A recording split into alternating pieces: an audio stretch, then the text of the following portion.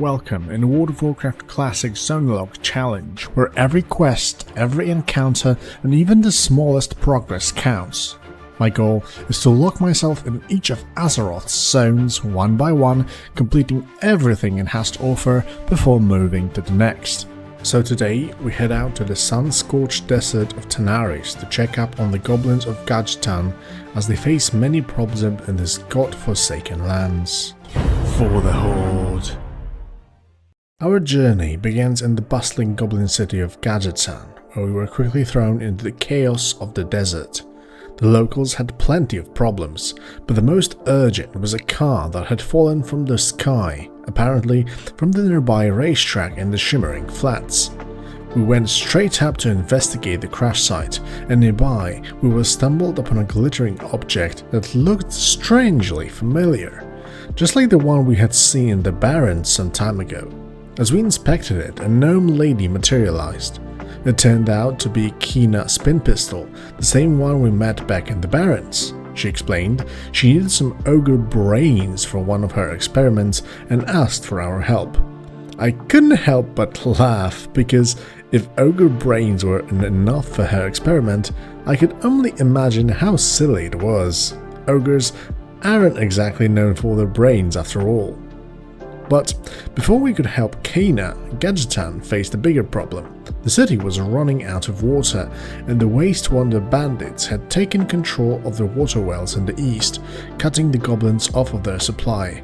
Therefore, we were sent to the eastern ruins to take down the bandits and collect as many water pouches as we could. The goblins offered good reward for every job we could bring back to the thirsty city. Fighting through the ruins led us to the eastern shore, where we found the Steamweedle port. The goblins here had their own problem. A group of local pirates had made a camp in a nearby cove, disturbing the life in the port.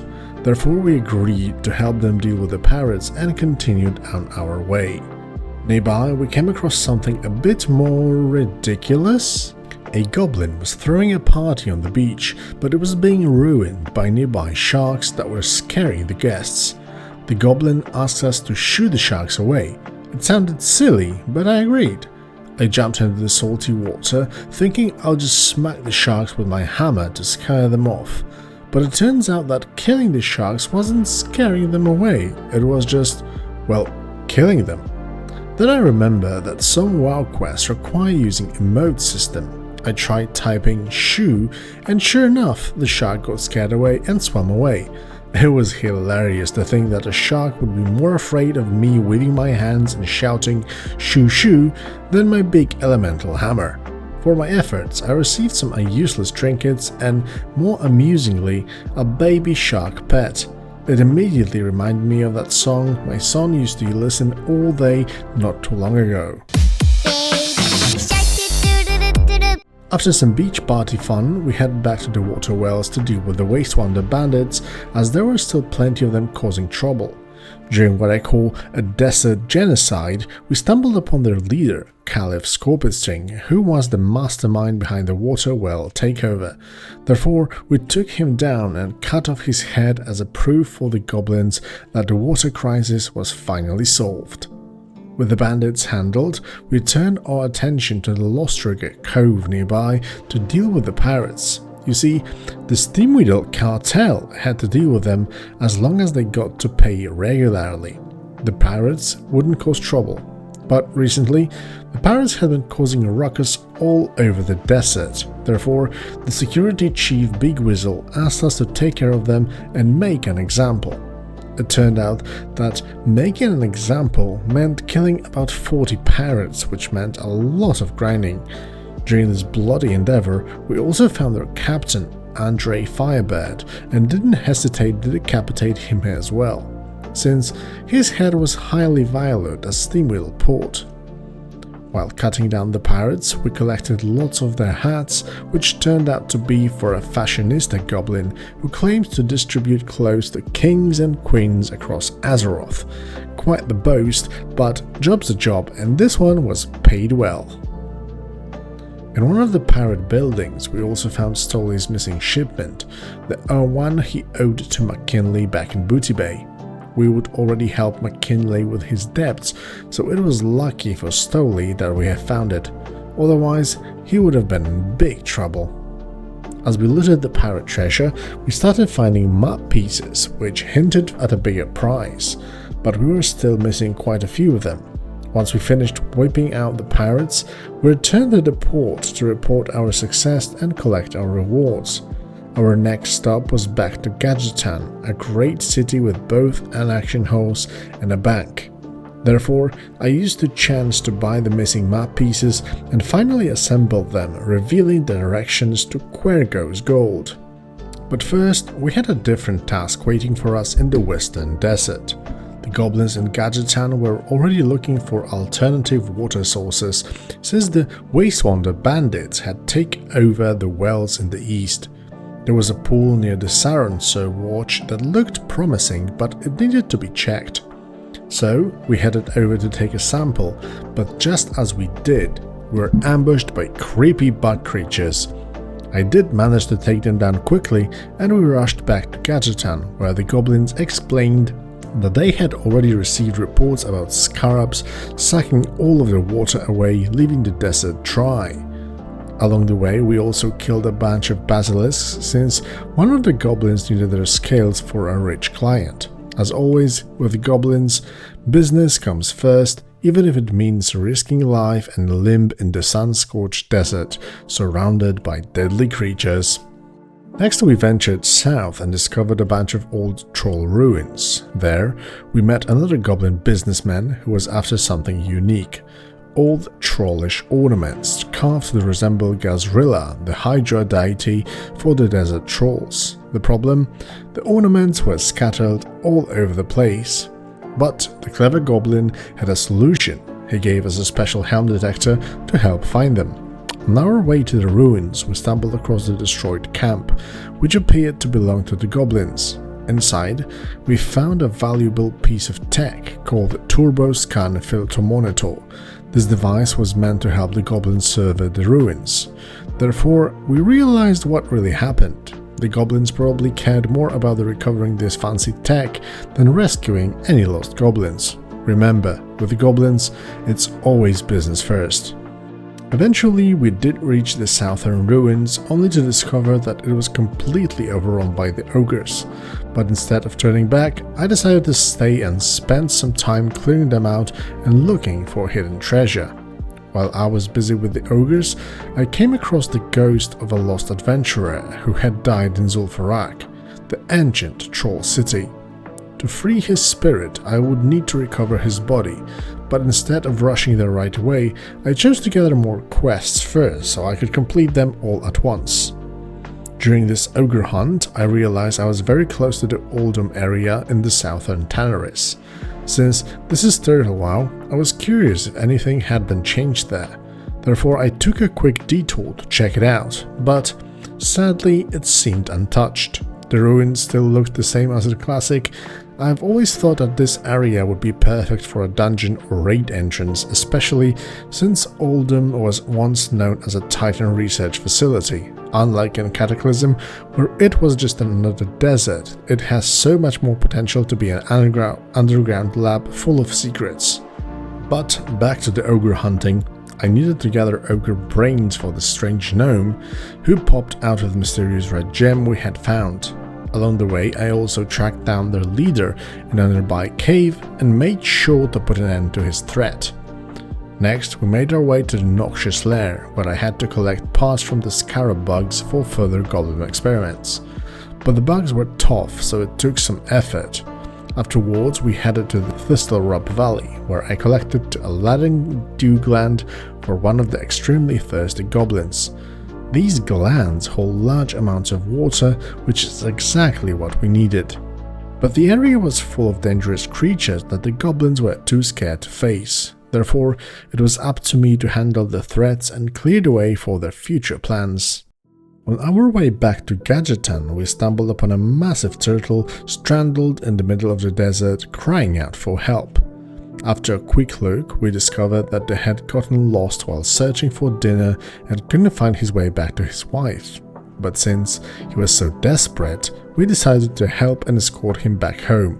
Thankfully, he followed us closely so I could easily avoid most of the desert monsters instead of having to fight every creature along the way. Soon enough, we made it back to Steamweedle Port, where his wife was waiting, and I was happy to reunite the pair, but my work wasn't done yet. I turned all in the quest from the southern desert and collected my rewards. Then it was time to return to Rocket Car Crash Site to report about the ogre brains we collected. But this time something unexpected happened. Chromie, the little bronze dragon, appeared and told me that I had been helping a very bad person. Therefore, she took over the crystal we were using because it involved time travel. She warned me to keep an eye out for the strange little gnome lady and I had been working with, and then went out separate ways.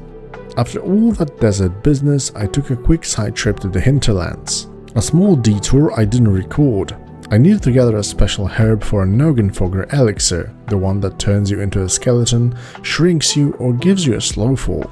I usually don't bother with outside quests, but I just love this item so much that I needed to head to. It was a simple breadcrumb quest, so it was a nice little break from the desert. Next, my journey took me to the southeastern part of the desert, into the Gaping Chasm, another scarab-infested area. A goblin scientist had been sent there to study the scarabs, but no one had heard from him in a while. Our mission was to check on him, or at least recover his equipment if he didn't make it. Getting into the chasm was tough. The narrow corridors were packed with scarabs, and every time I killed one, more would crawl out to attack. It was a nasty swarm, and I ended up dying once. But I didn't give up, of course. On my second attempt, I was more cautious and eventually made it deep into the nest, finally researching the Screamshonk grave. After recovering the gear, I headed to the nearby shore because the goblins needed a coastal giant eyeball. Of course, those giants weren't just going to hand over their eyes, but with my trusty kiting strategy, I was able to stay out of reach while chipping away at them. Therefore, I eventually brought one down and claimed the eye. While I was still on the shore, I remembered another quest, Quergo's Gold. I had some treasure maps from before, so I crossed the water almost like a desert version of Jesus and researched a Land's End beach. The name fit perfectly. At the beach, I found Quergo's treasure and tried to grab it, but we were ambushed by the pirates. Luckily, my kiting skills worked again. I split them up and took them down one by one. One of the pirates dropped the key to the chest, so I opened it, expecting riches. But the loot was disappointing. Some alcohol called Quergo's Gold, which was pretty misleading, and a chest piece that was at least worth something. After wrapping things up there, I teleported to Orgrimmar for some quick training and trading. Then I hopped on my wyvern and headed back to Gadgetan. I honestly thought I was done with this zone, but then I discovered a hidden troll village connected to Tanaris. It looked like part of the Thousand Needles on the map, but it was actually a reachable from the desert and had lots of quests, a nice addition from the Turtle WoW. I climbed some mountains and finally found the Sand Moon village, where sand trolls had escaped the rule of Zul'Farrak to hide out. At first, my help was just delivering supplies, like turtle meat or hyena's meat, but eventually we were invited to Zul'Farrak Run. I figured there wouldn't be many more quests here, so I joined in. Our group was strong and things went smoothly at first, but there was one problem. The hunter's pet was running wild with Growl on, constantly pulling aggro from the tank. I didn't mind since the tank was still taking less damage overall and healers usually don't waste mana on pets. The warrior tank, however, got angry and refused to cooperate, but that didn't stop us. We kept going without relying on a set-in-stone tank. Thankfully, the healer was fine with it too. We eventually reached the Big Pyramid, one of the most memorable places in Classic WoW, where we saved the prisoners and fought off waves of enemies. Unfortunately, no one had the Mallet of Zul'Farrak, so we couldn't summon Gazrilla, the mighty Hydra. Therefore, after the pyramid, we headed straight to the center to defeat the final bosses. My damage was the best in group, but that meant I kept pulling aggro and ended up tanking the bosses myself. I took a real beating, but thankfully the healer kept me alive and we finished off the last boss in style. Unfortunately, there was no loot for me, but it was still a good experience. After leaving Zul'Farrak, we headed back to the southern troll ruins. Our goal was to help the ghost troll find peace and to recover some Loa charms as the ogres were driving the trolls from their sacred places. Along the way, we stumbled upon a strange device called OOX-17TN. It looked like a startup tool for a robot, so we headed to the gaping chasm to search for the lost robot chicken. But every time I got there, the chicken was gone, no luck at all. I had a few quests to turn in back in Orgrimmar, including one for the Sand Trolls. They had asked me to speak with Vol'jin, the leader of the Darkspeed Trolls, to ask for forgiveness. So I teleported straight to Orgrimmar, and on the way I heard rumors about Scarab rising and planning to devour the whole Tanaris desert, but there was no new quests about it, so I just let go. When I met Vol'jin, he told me that he couldn't just take in the Sand Trolls, but he promised to help any trolls in need. Therefore, I returned to the Sand Trolls with his message. Back at the village, they were grateful, but they also needed more help. They sent me to Sansor Watch to deal with the elite tribe members causing trouble. The fights were tough, but I used my kiting strategy to take them down one by one. After reporting back to the Sand Trolls, they gave me one more quest. Another run into Zul'Farrak. While waiting for the group to form, I decided to head back into the desert to finish the robot escort quest. While wandering the desert, I bumped into Alliance Druid. I attacked him, but I didn't know what I was getting myself into. At first, it was going well. I kept slowing him down with Frost Shock and tried interrupting his spells, but I missed my grounding totem and he quickly turreted the fight around. His spells hit hard and I couldn't keep up, therefore I went down with lesson learned. When I returned, I finally found the harmonized sand, the last piece for the Goblin Order. I also caught the robot chicken in time to escort him, but the chicken was slow and pulled every possible monster along the way. The first ambush almost killed me because I wasn't prepared, but after that I was ready for the next ones and fought them off. Therefore, we finally made it to the Steamweedle port. The next part of this quest would take me to Booty Bay in Stranglethorn Vale, but that will have to wait for now. Right after, a group for another Zul'Farrak run was ready. We jumped right in.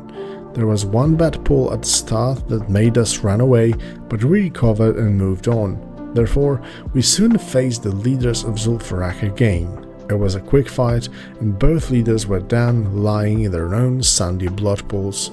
We returned to the Sand Troll village to report our victory, therefore, the future was looking a little bit brighter for the Sand Trolls. So, this will wrap up the Tanaris Desert completion, with only some quests left to complete in Angoro.